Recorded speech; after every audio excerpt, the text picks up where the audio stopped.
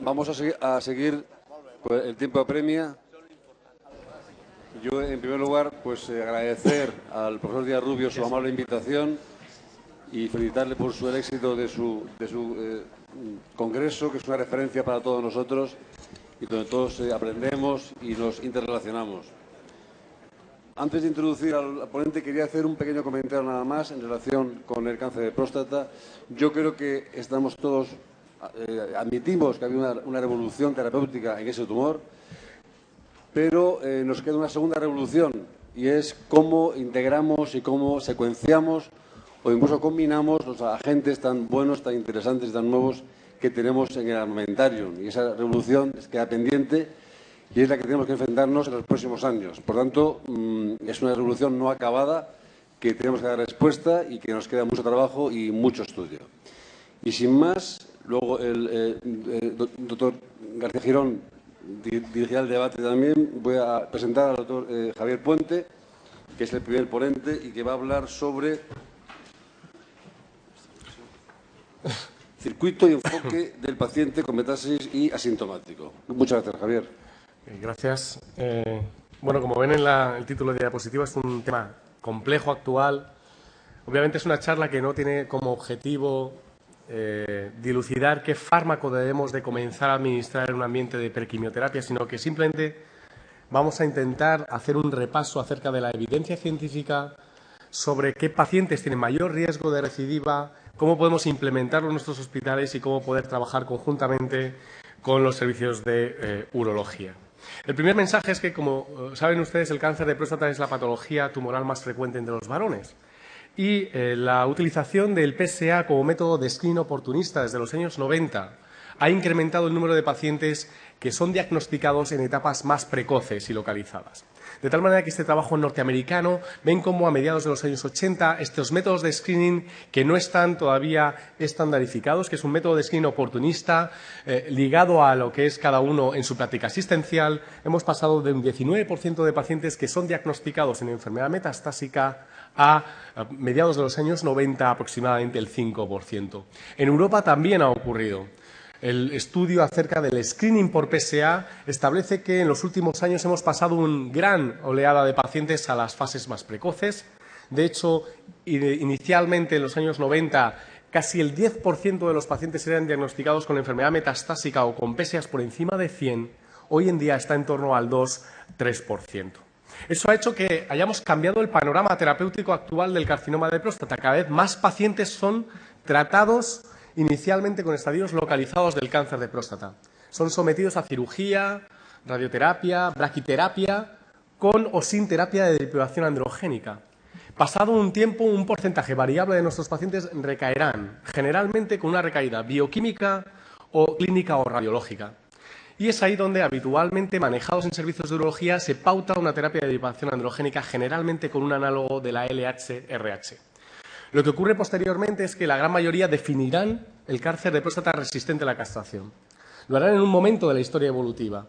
Ya tradicionalmente eran derivados los que teníamos la suerte de trabajar en hospitales donde rápidamente hacia la progresión serológica los veíamos en nuestras consultas, manejábamos segundas y terceras líneas hormonales y rápidamente pasábamos a fármacos como la docetaxel o anteriormente la mitoxantrone. Toda esta situación es poco frecuente. El primer mensaje que les quiero mandar es que el cáncer de próstata resistente a la castración no es una enfermedad muy voluminosa. Corresponde prácticamente solamente al 9% del total de los diagnósticos de cáncer de próstata que vemos en un corte transversal en un momento determinado en un país. Por ejemplo, en Estados Unidos. En Estados Unidos, si hacemos un corte de la prevalencia del cáncer de próstata, que definan el cáncer de próstata resistente a la castración está en torno al 10%. Un 3% son los definidos como PSA Racing, cáncer de próstata resistente a la castración que eleva el PSA sin evidencia de enfermedad metastásica. Y un 6,3% son cánceres de próstata resistente a la castración con enfermedad metastásica, que es subsidiaria de algunos de los fármacos activos. ¿Qué es lo que ha ocurrido? Que hemos asistido a una plétora de fármacos activos en cáncer de próstata. Ha llegado cabazitaxel, sipuleucelte en el ámbito norteamericano y más recientemente empieza ya a testarse en Europa, denosumab, abiraterona, enzalutamida, radium 223, es decir, que hay una plétora de fármacos activos en esta enfermedad. Y algunos de ellos con un impacto muy positivo en una circunstancia de la enfermedad cada vez más precoz. Resultados, por ejemplo, que luego mostrará el doctor Font de abiraterona en la situación prequimio, hazard ratio de 0,5 enfrentándose a prednisona, o lo que ocurre con el radium 223 en pacientes con metástasis óseas, ANFIT también a docetaxel, es decir, en etapas más precoces, o la reciente incorporación de enzalutamida al escenario prequimioterapia con hazard ratio de 0,18. Por lo tanto, son fármacos que anima a pensar en utilizarlos cada vez más precozmente. Y eso hace que intentemos en este puzzle engranarlo de alguna manera, intentar que nuestros pacientes sean expuestos a estas drogas precozmente durante la historia evolutiva del cáncer de próstata. A pesar de todo eso, choca con la visión o el panorama en el cual estábamos habituados a trabajar. Nosotros trabajábamos en un contexto donde el oncólogo médico recibía pacientes con cáncer de próstata que, por supuesto, ya habían definido como resistente a la castración y que cumplían algún criterio para comenzar tratamiento quimioterápico. El problema es que actualmente, con la definición del cáncer de próstata resistente a la castración y con estos fármacos nuevos, queremos trabajar más precozmente, queremos incorporarnos a los servicios de urología para trabajar conjuntamente en equipos multidisciplinares y tenemos que evaluar correctamente al paciente que tenemos delante para saber si es candidato o no a recibir algunos de estos fármacos. Porque no todos los pacientes serán candidatos a ser tratados. Y este es el segundo mensaje que quiero transmitirles. El cáncer de próstata, por definición, es una enfermedad de población anciana. Y la gran mayoría de ellos no morirán de su enfermedad tumoral. Es decir, hay pacientes de una población de una edad determinada con Gleasons muy bajo cuya probabilidad de mortalidad por esta enfermedad es baja y hay que realmente conocer muy bien qué pacientes podrían beneficiarse en el futuro de este tipo de fármacos. Porque, como ya veremos en los estudios que están publicados, realmente hay una serie de factores de riesgo para el desarrollo posterior de metástasis y hay factores de riesgo para la supervivencia de la gran mayoría de los pacientes. De tal manera que el ideario sería que en un comité multidisciplinar el servicio de urología junto con nosotros planteábamos todos los pacientes con cáncer de próstata, pero eso es prácticamente inviable en la práctica asistencial. Tenemos que intentar de alguna manera con nuestros compañeros de urología que se nos presenten pacientes que van a cumplir una serie de criterios de riesgo para el desarrollo de metástasis o que tienen criterios de riesgo para mortalidad. ¿Por qué? Porque la gran mayoría de sus pacientes, cuando una vez que se operan y son tratados con terapias de depilación androgénica, pasarán un largo periodo evolutivo con PSA racing sin enfermedad metastásica. Y eso prácticamente ocurrirá durante más de 30 meses. Posteriormente, esos pacientes comenzarán a desarrollar metástasis. Y en ese momento de la historia evolutiva, las medianas de supervivencia serán cada vez más cortas, donde nuestro trabajo va a ser más complejo y donde los resultados van a ser inferiores. Y es que habitualmente la manera en que progresa el cáncer de próstata es muy diferente. Hay pacientes que, tras una enfermedad tumoral inicial, hacen recidivas locales, en el lecho de la prostatectomía, por ejemplo, que van a ser manejados con radioterapias de rescate. Hay otros pacientes que simplemente comienzan a elevar los niveles de PSA sin evidencia de enfermedad, lo que denominamos como PSA rising. Hay otros pacientes que tienen expresión de su enfermedad en forma de afectación ganglionar. Otros que tendrán expresión con forma de metástasis óseas. Y finalmente hay un subgrupo de pacientes que tienen expresión en forma de metástasis viscerales. Habitualmente nosotros en oncología, ¿qué es lo que veíamos? Veíamos fundamentalmente el subgrupo 4 y 5, donde testábamos la quimioterapia. Los pacientes eran subsidiarios de este tipo de esquemas. Pero cada vez nos vamos a intentar incrementar el número de pacientes que veamos para ver si son o no candidatos a terapias activas. A pesar de todo, eso tiene traducción en la supervivencia. Obviamente, un paciente asintomático que simplemente eleva el PSA tiene una mediana de expectativa de vida de 20 a 36 meses. Un paciente que es sintomático, como los que nos ha mostrado Pablo, con metástasis, por ejemplo, viscerales, tiene una mediana de supervivencia de 9 a 10 meses.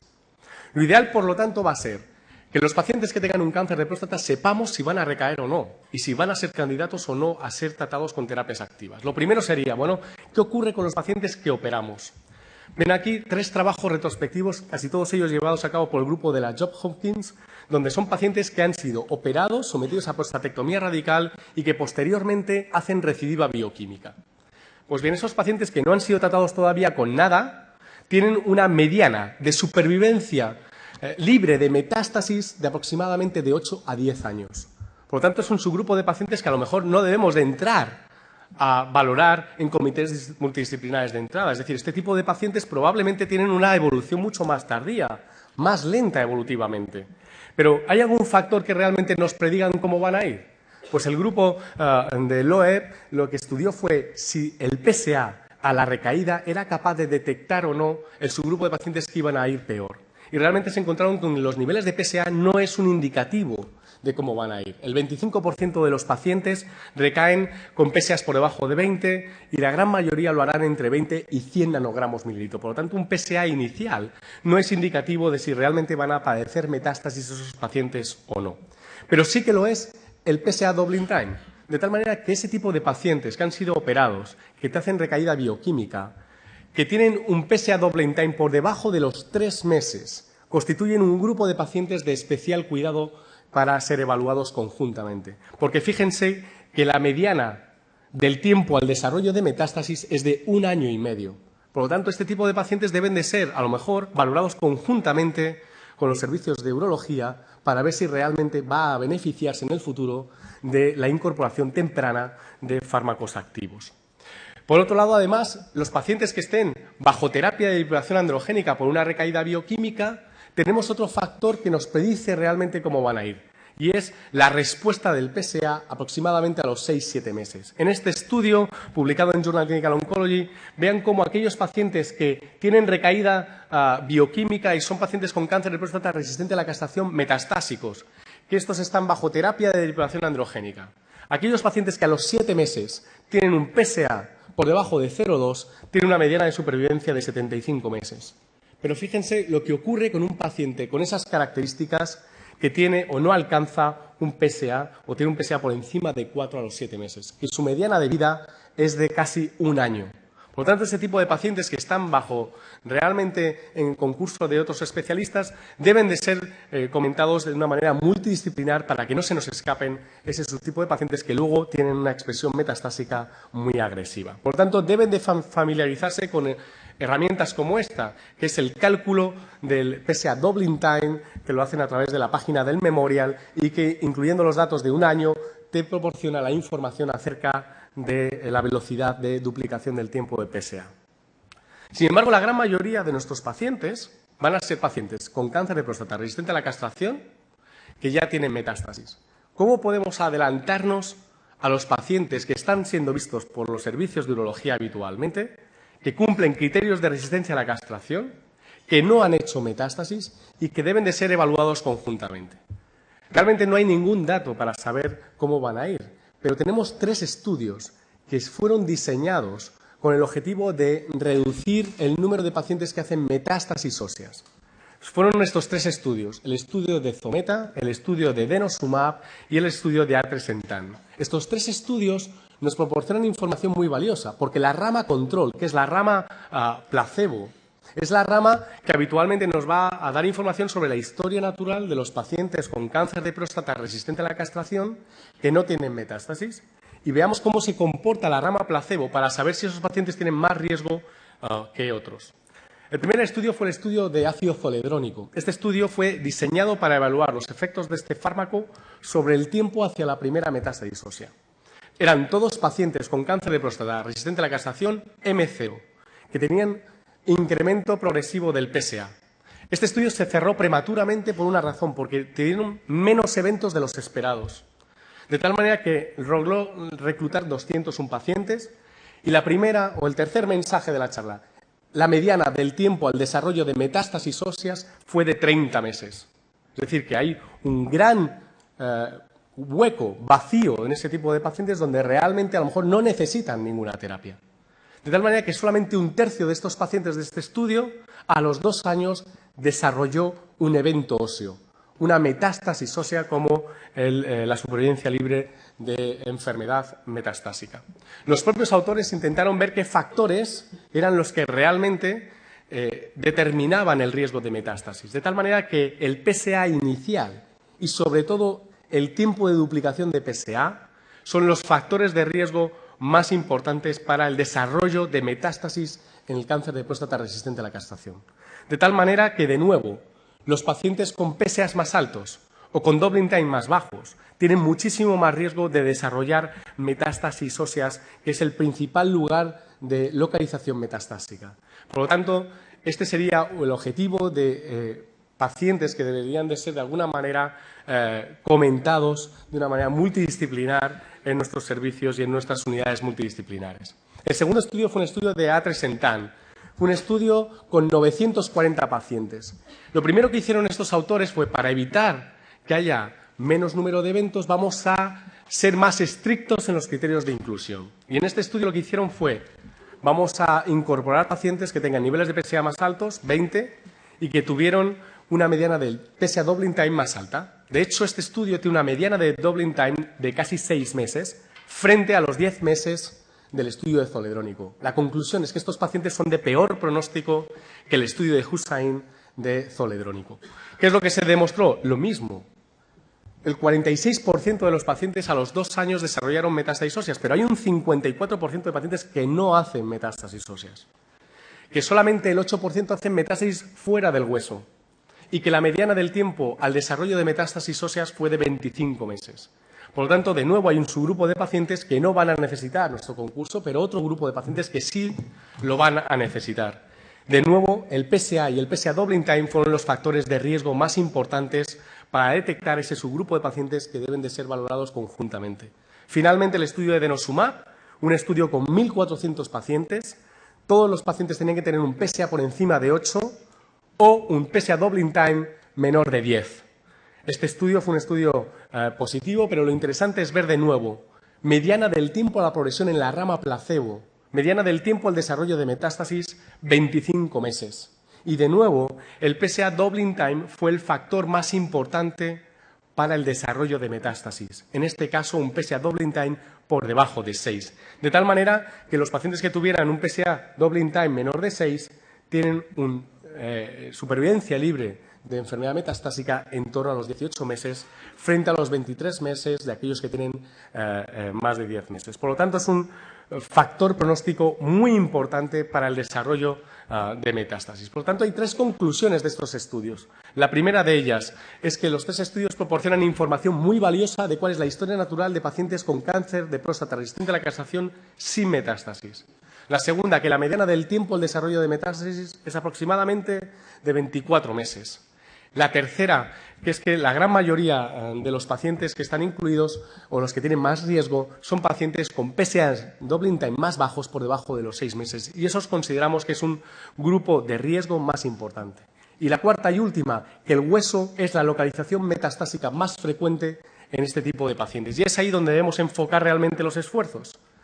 La siguiente pregunta, bueno, si lo estamos haciendo conjuntamente y vamos a vigilar más estrechamente a esos pacientes, ¿cómo los podemos vigilar? ¿Con qué pruebas? Realmente no hay ningún trabajo a este respecto. Esta es la guía del consenso actual en los ensayos clínicos que definen que aproximadamente cada 12 semanas deben de ser sometidos a un seguimiento con TAC o con gammagrafía ósea. Y solamente la Asociación Canadiense de Urología establece la necesidad de llevar a cabo una mayor vigilancia en pacientes con PSAs doubling time por debajo de 8, de una manera mucho más frecuente que si el paciente cumple criterios de resistencia a la castración, pero tiene un PSA doubling time mucho mayor. De tal manera que esto distingue ya subgrupos de pacientes que deben de ser evaluados conjuntamente. Obviamente el problema lo tenemos en si realmente las pruebas de imagen actuales sirven para detectar precozmente este tipo de metástasis. Y, lógicamente, hay trabajos que comparan gammografía, SPECT, resonancias del hueso, etcétera, sin ninguna conclusión aparente acerca de la necesidad de si hay que llevar a cabo una técnica u otra. Lo que sí está claro es que realmente los pacientes con PSAs más altos o con PSAs doubling time muy cortos deben de ser evaluados de una manera muy precoz y no todos los pacientes podrían beneficiarse realmente de una incorporación precoz de fármaco. Por lo tanto, para concluir, podemos decir que el panorama terapéutico del cáncer de próstata, como hemos visto previamente y lo que nos va a enseñar luego el doctor Font, ha cambiado de una manera espectacular, que realmente los métodos de screening oportunista por PSA incrementan el número de pacientes diagnosticados en etapas precoces y eso ha cambiado un poco la percepción de pacientes y cómo son tratados posteriormente, que realmente el manejo inicial de aquellos pacientes con cáncer de próstata resistente a la castración sin metástasis es muy importante llevarlo a cabo de una manera multidisciplinar, sobre todo en aquellos que tienen PSAs doubling time muy bajos, y que realmente eso no significa que la incorporación precoz de este tipo de fármacos en algunos subgrupos vaya a ser beneficioso, sino que habrá que individualizar realmente en función del riesgo de metástasis o PSAs doubling time muy cortos. Y nada más, muchas gracias. Muchas gracias, Javier, por tu estupenda exposición. Y pasamos al segundo ponente, doctor Font, tratamiento del paciente prequimioterapia. La revolución que antes hablábamos también ha llegado al contexto prequimio y es de lo que nos va a hablar el doctor Font. Muchas gracias. Yo también quisiera agradecer al profesor Díaz Rubio por su amable invitación a participar en esta nueva edición de Revisiones en Cáncer, que sin duda es un simposio de referencia en el panorama oncológico nacional.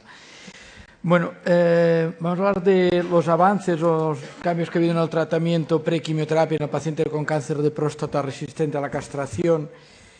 Si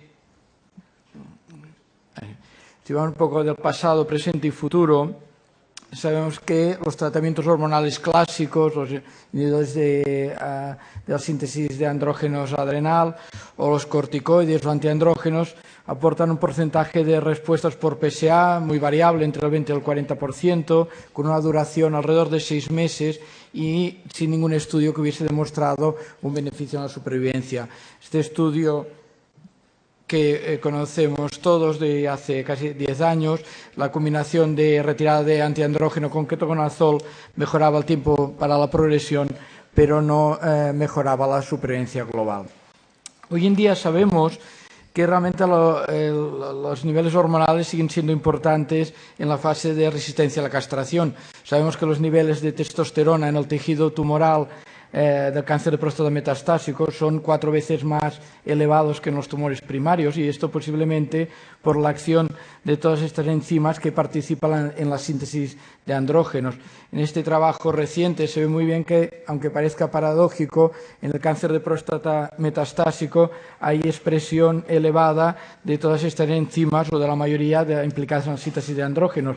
Y curiosamente en azul, en la imagen de la derecha, vemos que están sobreexpresados los enzimas que participan en la eliminación y metabolismo del andrógeno.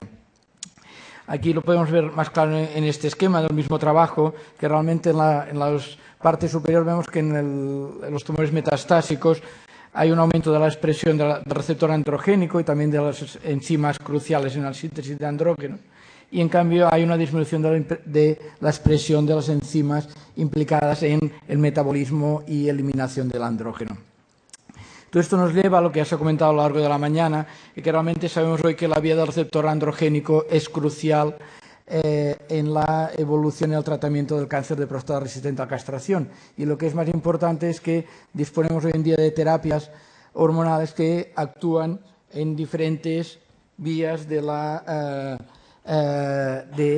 esta cascada de eventos, desde la inhibición de la síntesis de andrógenos al bloqueo del receptor androgénico. Incluso la quimioterapia, sabemos que los taxanos también actúan sobre la vía del receptor androgénico, y nuevos fármacos como los inhibidores de chaperonas, del CHOC 90 y otros fármacos que actúan sobre bloqueando esta vía.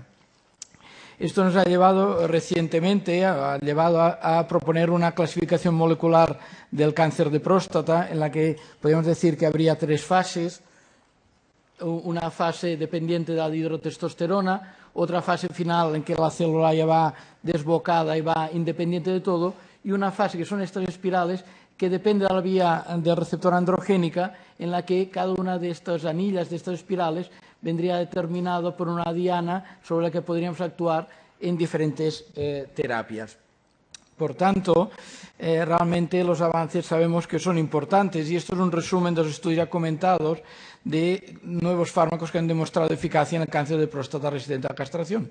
Pero fijaros de que en la fase prequimioterapia, hasta tan solo hace menos de 2 años, únicamente Sipoleucel había demostrado un beneficio en la supervivencia en la fase prequimioterapia. Los demás fármacos hormonales y quimioterápicos habían demostrado beneficio en la fase postquimioterapia.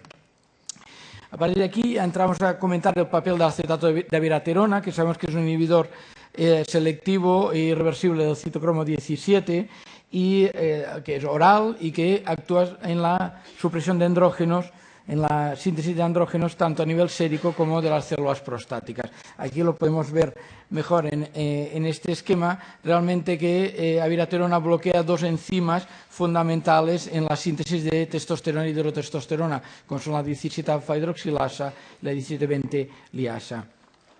Esto provoca la disminución de testosterona y hidrotestosterona y también de cortisol y la activación de ACTH, que puede comportar un efecto mineral corticoideo que determina los efectos conocidos de abiraterona, como hipopotasemia, hipertensión o retención de líquidos.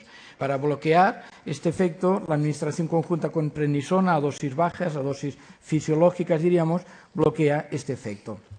Y sabemos del estudio postquimioterapia, el Cohort 301, pero hace ahora un año justo se publicó el estudio 302 en que se valoraba la eficacia de abiraterona en pacientes no tratados previamente con quimioterapia. Eran pacientes asintomáticos o mínimamente sintomáticos y no tenían que haber recibido previamente ni ketoconazol ni tener metástasis viscerales. Se randomizaron algo más de 1.000 pacientes a un brazo de abiraterona y prednisona comparado con un brazo de prednisona y placebo. Los endpoints principales eran supervivencia libre de progresión radiológica y supervivencia global. Los endpoints secundarios los podéis ver aquí.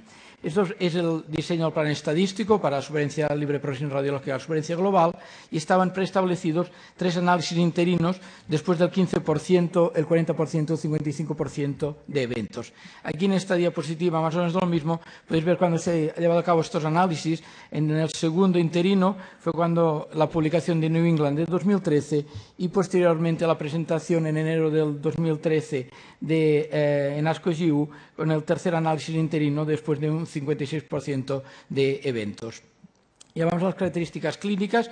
Básicamente se han randomizado, como hemos dicho, 1.080 pacientes. Un 34% de pacientes eran mayores de 75 años. Más del 50% tenían un Gleason alto, de igual o superior a 8. Y el 50% tenían enfermedad metastásica ósea extensa. Pero había también pacientes con afectación ganglionar. De esta diapositiva únicamente destacar que los pacientes eran en 2/3 asintomáticos y en 1/3 tenían un dolor mínimo moderado que se controlaba con analgesia de tipo no opioide. La duración del tratamiento fue de 15 ciclos en el brazo de abiraterona comparado con 9 en el brazo de placebo. La causa de finalización del estudio básicamente fue por progresión y fíjense que únicamente un 7 o un 5% fue por efectos adversos. Las terapias administradas a continuación pues fue en un 44% de pacientes en el brazo de abiraterona, un 60% de placebo y, como es lógico, en el 80% de casos esta terapia subsecuente era docetaxel. También algunos pacientes recibieron cabecitaxel, ketoconazol, abiraterona, pero en menor medida. A nivel ya de resultados, en el segundo análisis interino se vio una mejora muy significativa de la supervivencia libre de progresión radiológica, 16 versus 8,3 meses, con una hazard ratio de 0,5, y este beneficio de 8 meses se confirma en el tercer análisis posterior de mayo del 2012. A nivel de supervivencia, en el análisis de mayo de 2012 se ve un beneficio en la supervivencia mediana de 5 meses en el brazo de abiraterona respecto a prednisona, 35 versus 30 meses. Esta diferencia es estadísticamente significativa, pero no alcanzaba la significación estadística predeterminada, como pueden ver aquí. Las diferencias eran significativas para todos los grupos de tratamiento y esto llevó en febrero del 2012, dado el beneficio observado en la supervivencia global y en la supervivencia libre de progresión radiológica y también en los endpoints secundarios que comentaremos ahora, a abrir el ciego y a ofrecer a los pacientes del brazo de placebo, ofrecerles tratamiento con abiraterona. los objetivos secundarios se vio que abiraterona aportaba una disminución, una respuesta por PSA significativamente superior a prednisona, 62 versus 24%. También las respuestas objetivas eran superiores, 36% versus 16%. Y otros objetivos, pues se veía que abiraterona comportaba un retraso en el inicio del tratamiento con opiáceos, muy importante, un retraso de prácticamente 10 meses en el inicio de quimioterapia, 25 versus 16 meses, un retraso en el deterioro clínico y en el tiempo para la progresión.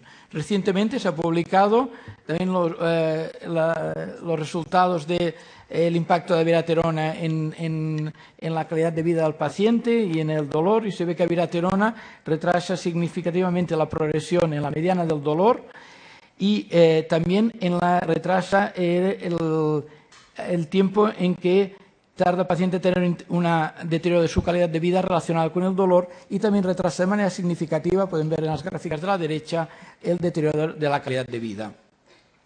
A nivel de toxicidad, pues como pueden ver, tanto en el brazo de abiraterona como el de placebo prednisona, no había diferencias significativas en la incidencia de toxicidades, y si vamos más a las toxicidades más asociadas a abiraterona, vemos que sí que había un discreto incremento en la incidencia de hipertensión y de transaminitis en el brazo de abiraterona, ahora en unos porcentajes, especialmente de toxicidad grado 3-4, muy bajos, menor al 5%. Ya como resumen del estudio 302, comentar que abiraterona mejora significativamente la supervivencia libre de progresión radiológica, 16 versus 8 meses, con una hazard ratio de 0,5, mejora la supervivencia global en 5 meses, aunque sin alcanzar lo establecido previamente, y retrasa los parámetros de calidad de vida, como son el tiempo para el inicio de tratamiento con opiáceos, el tiempo para el inicio de la quimioterapia, el tiempo para el deterioro del performance status y también la progresión por PSA. Aquí lo pueden ver de otra manera, que realmente, aparte de los endpoints primarios, abiraterona prequimioterapia demuestra un beneficio en los otros parámetros analizados de calidad de vida y en retraso en el inicio de quimioterapia.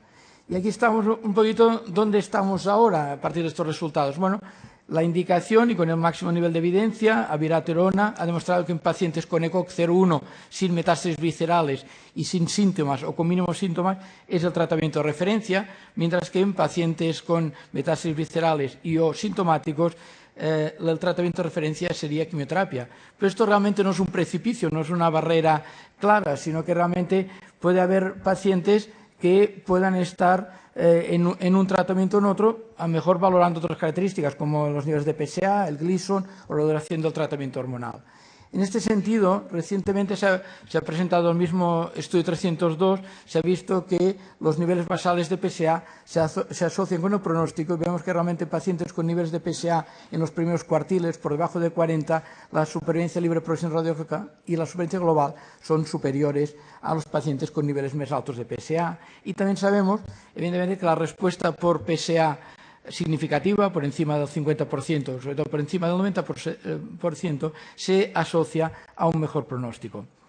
Respecto a la duración del tratamiento hormonal, también se ha dicho que tratamientos hormonales cortos serían factor de resistencia a abiraterona, pero en este análisis presentado recientemente del 302 se ve que la duración tanto del análogo como del antiandrógeno no condiciona la eficacia de abiraterona. Y lo mismo respecto al Gleason, se ve que en pacientes con Gleason menor a 8 o por encima de 8, la supervivencia libre de progresión radiológica, el tiempo para la progresión, no demuestra diferencias en relación con el índice de Gleason. Y a esto voy a comentarlo muy brevemente. Para acabarlo de liar en sentido positivo, tenemos otros fármacos activos también en la fase prequimioterapia. Lo ha comentado muy bien antes la doctora González de Alba y habla de enzalutamida, el estudio Prevail, lo voy a pasar muy por encima. Realmente este estudio se ha presentado pues, hace escasamente 15 días, en el que se comparaba enzalutamida con placebo, también en la fase prequimioterapia, aunque sí que en este estudio, como característica distintiva, se incluían un 10% o 12% de pacientes con enfermedad visceral, y vemos que había un beneficio en la supervivencia libre de progresión radiológica. En la supervivencia global había un beneficio, aunque en el momento que se ha hecho el corte la mediana era de diferencia de alrededor de 2 meses, y también el tiempo para el inicio de la quimioterapia. Por tanto, ante este panorama que tenemos ahora, ¿qué cuestiones, qué desafíos se nos plantean al cáncer de próstata resistente a la castración?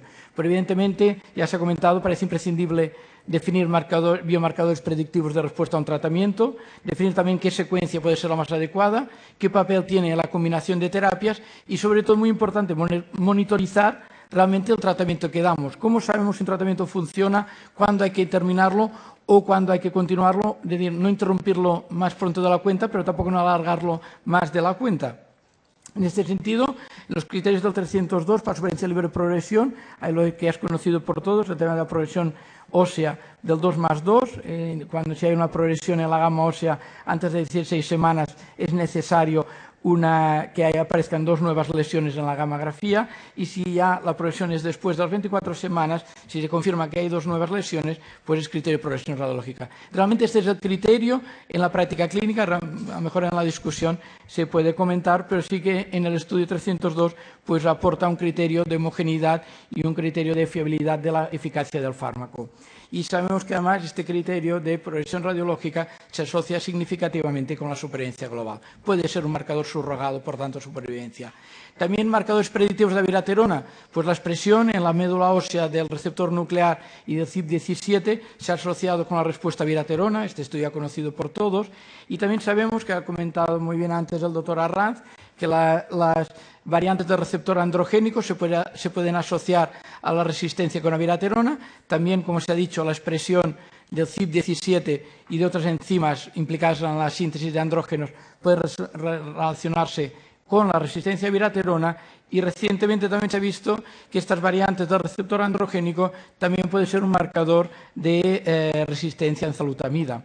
También en la fusión que se ha comentado antes de este gen regulado por el receptor androgénico, el factor de transcripción RG, se ha visto que estos 2 genes se pueden fusionar en más del 50% de cáncer de próstata, y hay un tipo de fusión peculiar en la que realmente hay una doble fusión de los genes y la parte 5' del factor de transcripción RG se pierde. Esto se puede detectar por FISH, y esta fusión específica de estos 2 genes se ha visto que se asocia especialmente a una eficacia muy significativa a abiraterona. Aquí lo podemos ver en la izquierda, que realmente estos pacientes que tienen este tipo de fusión de este factor de transcripción, pues parece que responderían muy bien a abiraterona. Otro que también se ha comentado, realmente, ¿qué aportan las células tumorales circulantes? En esta revisión reciente se ve que el recuento de células tumorales circulantes se asocia con las características clínicas del paciente con cáncer de próstata metastásico. Se asocia a presencia de metástasis óseas, se asocia a pacientes más pretratados, a los niveles de PSA y a la presencia de metástasis óseas más extensas. Entonces, solo comentar, hay muchas publicaciones sobre las CTCs en cáncer de próstata y otros tumores, pero comentar esta presentación del Dr. Cher en ESMO del año pasado, en que en el estudio 301, en el estudio post-quimioterapia, se analizaron CTCs en pacientes tratados con abiraterona post-quimioterapia, y podemos ver aquí que realmente en estos 700 pacientes había casi un 50% que tenían un número de CTCs por encima de 5 o más, que parece un factor asociado a un mal pronóstico.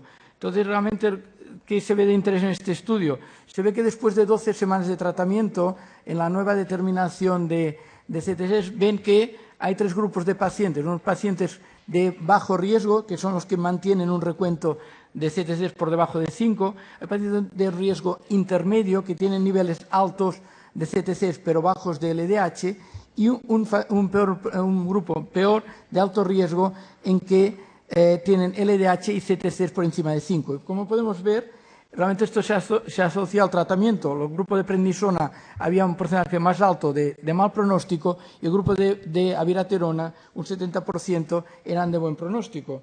Y realmente, como podemos ver aquí, esto se asocia claramente al pronóstico. Los pacientes en el grupo de alto riesgo, después de 12 semanas de tratamiento, la supervivencia a 2 años sería el 2%, comparado con el 42% en los pacientes de bajo riesgo. Aún se puede ir más allá, y en una publicación muy reciente en Nature, se ve que este grupo de investigadores que en DNA plasmático circulante es posible secuenciar el exoma, determinar mutaciones y, por tanto, correlacionarlo potencialmente con la respuesta al tratamiento, y seguro que el futuro va por aquí, tanto en análisis de células tumorales circulantes como también del propio DNA circulante.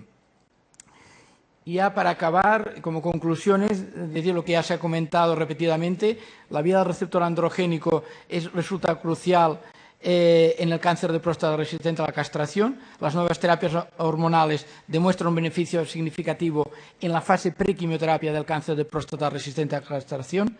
Concretamente, la abiraterona aumenta significativamente la supervivencia libre de progresión radiológica con un hazard ratio 0,5, la supervivencia global en 5 meses y también parámetros de calidad de vida. Y, muy importante, retrasa el inicio de la quimioterapia en 10 meses. Bien, de cara al futuro, es necesario disponer de biomarcadores predictivos que nos ayuden a seleccionar el tratamiento más adecuado para cada paciente.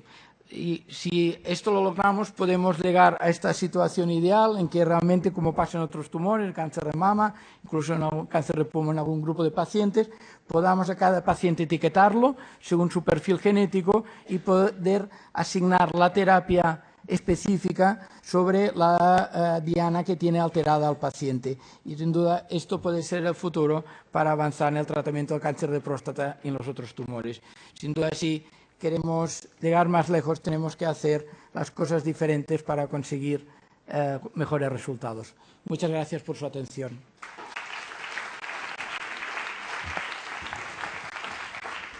Bueno, pues muchas gracias, Albert. Bueno, vamos a empezar la discusión, el debate.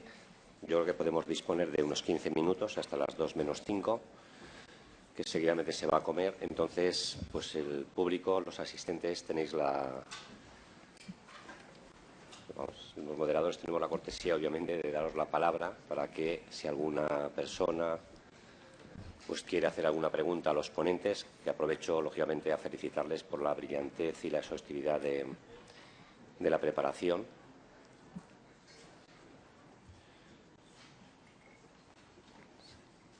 No, pues creo que no hay ninguna pregunta. Bien, entonces, bueno, como resumen un poco de lo que han expuesto, como digo, brillantemente, Javier Puente y Albert Font, creo que tenemos un instrumento, en este caso un fármaco, que es la abiraterona. Pero la cuestión, digamos, que ellos tratan de resolver es cuándo y a quiénes administrarles abiraterona. Y esto, como en el juego de las 7:30, pues a veces o no llegamos o nos pasamos. Y esta es una de las cuestiones que me gustaría poder resolver, si es posible, en torno a un ejemplo en el que, bueno, pues podéis participar, incluido yo y todos los que estáis en la sala. Pero es ese ejemplo de un enfermo que, pongamos, tiene ahora 82 años, que hace 14 años pudo tener un cáncer de próstata, a los 68,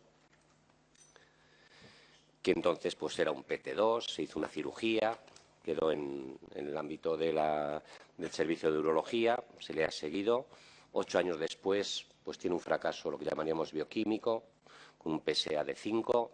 El urólogo, pues bueno, en ese momento contempla un poco la situación, ve que el enfermo está bien, pero bueno, se le sube el PSA al año pues como a 12 y dice, bueno, pues le voy a hacer una terapia deprivativa de andrógenos, un bloqueo androgénico completo. El paciente pues pasa así 3 o 4 años con un PSA que prácticamente se normaliza o se pone por debajo de 5.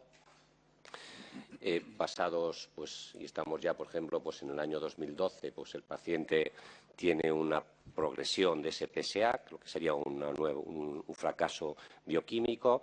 Él manipula el andrógeno, lo pone, lo quita, al fin y al cabo, de alguna manera, pues muestra que esa segunda manipulación no mejora, el paciente está bien y ya decide hacerle una gammagrafía ósea.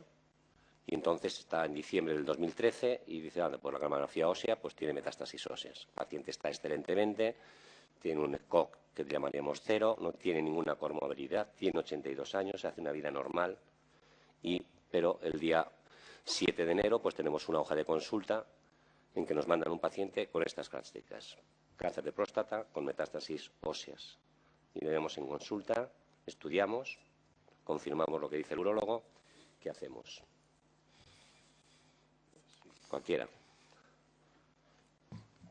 O sea que hemos definido ya la resistencia a la castración, el paciente tiene metástasis, está asintomático o muy poco sintomático. Estos pacientes hubieran sido incluibles en los dos estudios de prequimioterapia, tanto del CUGAR 302 como el estudio Prevail. Obviamente, a día de hoy, el único fármaco disponible en la farmacopea es abiraterona, y en este sentido, a pesar de que por ficha técnica tienen los dos, existe mucha discrepancia a la hora de dónde trabajes la posibilidad de acceso a estas drogas, no en este contexto, pero sería un paciente candidato a la utilización de abiraterona. Sí, le pondría abiraterona con prednisona.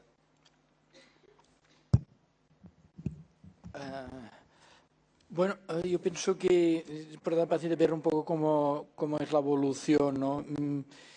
Era un paciente con niveles de PSA relativamente bajos, asintomático, 82 años. Es importante ver si estas metástasis óseas son nuevas o ya tenía previamente, o si han aparecido de golpe. O dicho de otra manera, yo pienso que un paciente, si el PSA aumenta lentamente, está asintomático y no hay evidencia clara de progresión radiológica, yo tendría dudas en el momento de plantearme ya iniciar el tratamiento. Sí que desde luego necesitaría un seguimiento estrecho, clínico, analítico y radiológico. Bueno, yo creo que lo que dices es correcto y razonable, pero hay un dato. La observación nunca ha aumentado la supervivencia. Es decir, que a lo mejor ese paciente, el tratado con abiraterona, sería, digamos, el contexto del COU 302, sí que realmente esos pacientes sí que aumentan el tiempo, la progresión radiológica y, aunque no de manera especificada, sí aumenta la supervivencia. Digo esto porque es verdad que puedes esperar y puedes a lo mejor esperar a ver cómo va, pero la observación es la observación, no haces nada. Sí, sí. Y que probablemente eso sí que en el futuro, si haces un análisis retrospectivo de esos enfermos, a lo mejor se hubieran ganado más tiempo de vida tratados, en este caso con la abiraterona. Sí, no lo sabemos, ¿no? Pero estoy de acuerdo.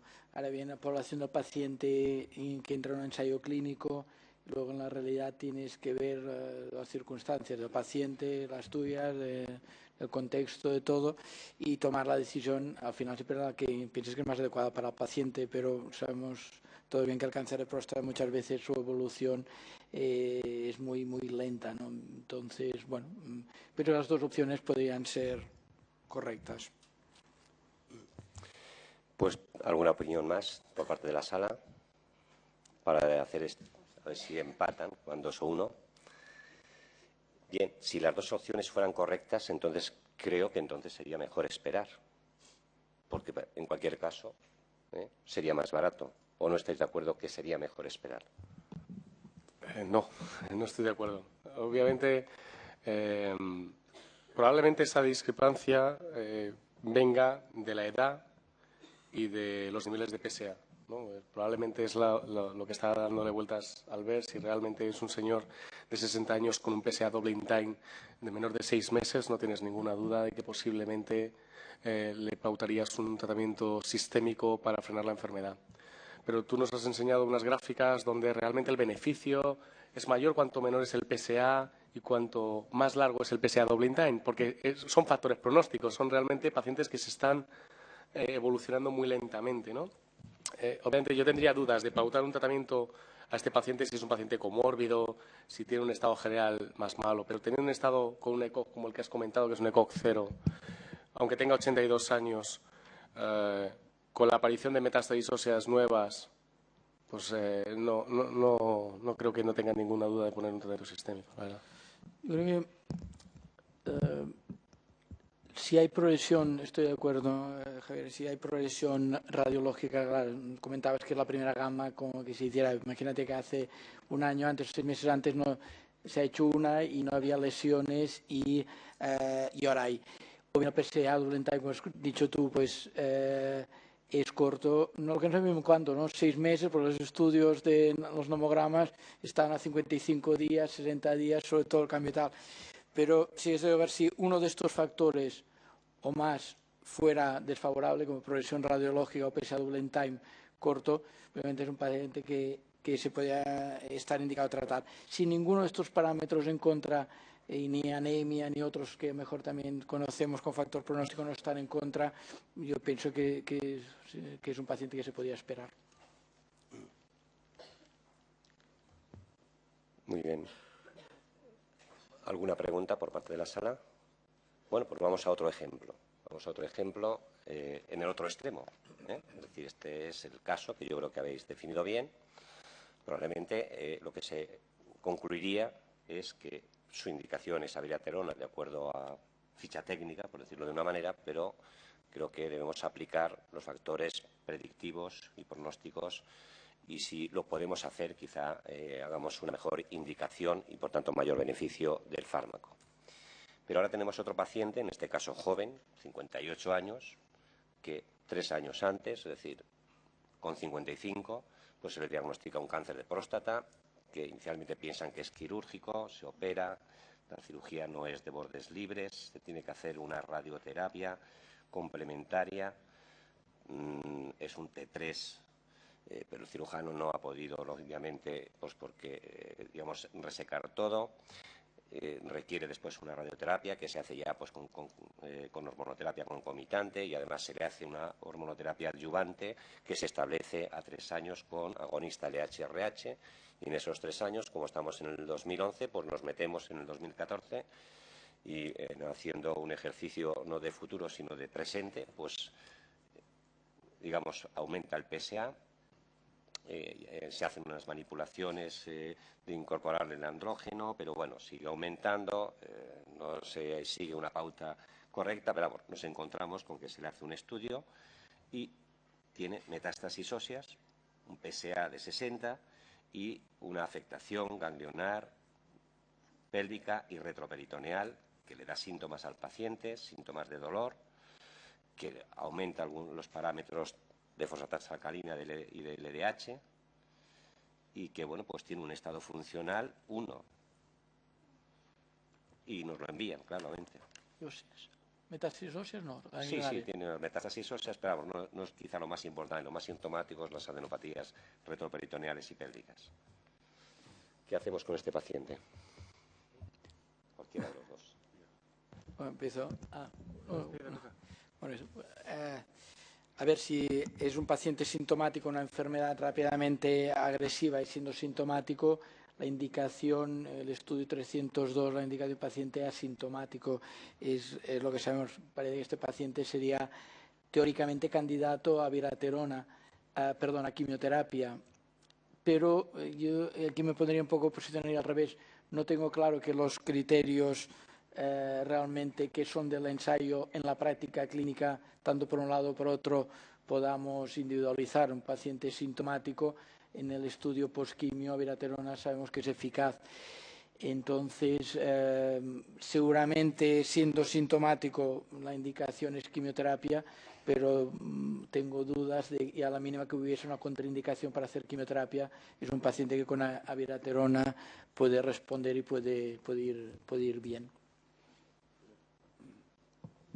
Sí, en principio estoy de acuerdo en el sentido de la indicación de un tratamiento fundamentalmente basado en abiraterona o en enzalutamida, en este caso no se podría plantear en escenario prequimio por las características del paciente. Yo creo que el mensaje es: no tenemos ningún factor predictivo de respuesta a ningún fármaco. Le puedes dar las vueltas que quieras, la pregunta puede ser de una manera o de otra, pero lo que tengo es factores pronósticos y tengo que dilucidar cómo va a ir el paciente. Cada fármaco saca sus factores pronósticos, intentan mezclar cosas, si los pacientes tienen PSA double in time corto, Gleason corto, no sé qué. Es complicado.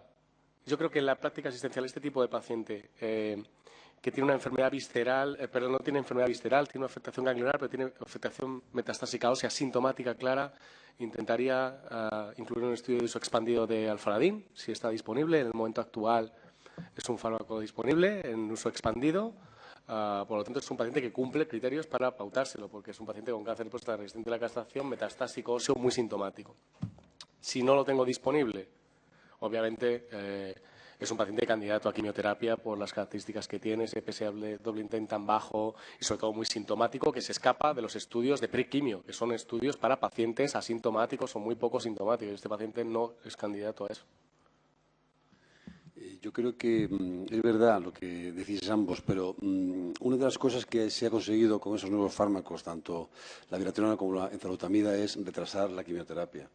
Y eso es un éxito, porque la quimioterapia evidentemente es tóxica, aunque está clarísimamente indicada y produce aumento de la supervivencia con el taxotere. Entonces, con esa filosofía de intentar retrasar al máximo tiempo la quimioterapia, lo que decías, Albert, no me parece mal. Es decir, a poco que el paciente ponga peros, a poco que de alguna forma tengamos una contraindicación para la quimioterapia, el empleo de, en este caso, sintomático, de abiraterona, más allá del 302, yo creo que puede ser interesante, porque en el 301 ha demostrado que es eficaz después de la quimioterapia con metástasis viscerales, y lo ha demostrado en ese sentido frente a prednisona en un estudio bien hecho en pacientes sintomáticos. Entonces, ¿por qué si funcionó en pacientes sintomáticos post-quimio no va a funcionar en enfermos prequimio con síntomas y con metástasis, en este caso ganglionares? Creo que es una pregunta que, por supuesto, no hay evidencia, pero que es verdad que a poco que haya pegas, a poco que intentemos aumentar el tiempo hasta la quimio, que es un éxito, porque la quimio es tóxica, podría ser perfectamente para intentar hacer una abiraterona. Yo estoy contigo. Yo creo que, un poquito en la reflexión tuya de Javier, no tenemos factores hoy en día predictivos, ¿no? Y esto es el tema, la limitación fundamental, pero tenemos varias terapias activas con mecanismos de acción diferentes. Yo creo que un área de desarrollo importante es intentar poder dar todos los fármacos posibles, lo que pasa es que analizando muy bien realmente si funcionan o no funcionan. En ese sentido pienso que determinar células tumorales circulantes es complicado, no está en la práctica clínica, pero seguramente el futuro tiene que ir por aquí, ¿no? Nosotros empezamos un tratamiento, a lo mejor pensemos que podemos hacer CTC en nuestro laboratorio. Entonces miras, a lo mejor no esperas de que la progresión a los 3 meses sea 2+2, pero si a los 3 meses previamente tenía menos de 5 células tumorales, a los 3 meses tiene más de 5, y la LDH sube o incluso sin subir, pues realmente este paciente se parece que es solamente candidato a cambiar otro tratamiento, sea quimio o sea otro tratamiento hormonal, y así sucesivamente. Seguramente si tuviésemos la capacidad de poder emplear todos los fármacos que tenemos activos, incluyendo faradín, etcétera, pues seguramente es como alargaremos la supervivencia de los pacientes, porque está claro que si abiraterona prequimio da una supervivencia de 35 meses, taxoterida 18, esto no se suma, no es la supervivencia dando los dos, 35 más 18, sino que tenemos que ver en qué momento, qué tratamiento conviene más en cada momento dar para realmente no agotarlos antes de hora, ¿no? Sí, el doctor Germán. Bueno, Javier, en este caso Casinello. No, Javier Casinello. Tu argumento específico de por qué traspasar la evidencia científica y administrar este fármaco como otro cualquiera, no estoy hablando de abiraterona, choca con un pequeño detalle. El pequeño detalle es, dame el argumento por qué en el estudio randomizado no pusieron a los pacientes con más de grado 1. Quizás fuera porque a lo mejor no les hubiera salido los mismos resultados. Porque es que si no, todo es válido. Y no todo es válido, sintiéndolo mucho. Por tanto, he visto, por otro lado, al otro Javier, que es probablemente una de las charlas más conciliadoras que he visto en mucho tiempo respecto a las especialidades que trabajan con nosotros, específicamente la urología, ¿no?, que estabas comentando, ¿no? Yo me temo, es mi impresión después de 40 años de oncología, que lo que va a suceder específicamente está muy bien cuando lo planteas diciendo que todos esos casos se van a presentar, ¿no? Tú sabes que eso no es así, no se presentan todos y muchísimo menos. Y el problema está en que muchas de estas terapéuticas, cuando se empiezan, Si tú no tienes una alternativa que tú a la mano tienes experiencia, como es la quimioterapia, pues te es más fácil mantener las 4 pastillas o las 2 pastillas, que cambiar de especialidad y tener que ponerle la quimioterapia a otro señor.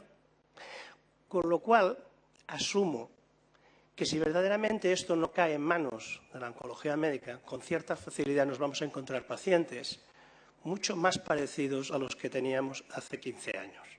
Es decir, pacientes más avanzados en el momento que tengamos que ponerles quimioterapia. Y una cosa que me ha llamado la atención de Albert es que cuando tú has sacado el estudio, la cantidad de pacientes que recibían quimioterapia después del CUGAR, solo el 35% recibían docetaxel. Eso es una cifra que me ha parecido a mí ver, no sé si me he equivocado, pero me ha parecido que el 35% de esos pacientes en los siguientes tratamientos recibían docetaxel, solo el 35%, que no es el 80% que reciben ahora probablemente, o el 90%. Era el 60%, en el brazo placebo, el 60% recibían terapias posteriores y de estos un 80% aproximadamente era docetaxel. En la rama placebo.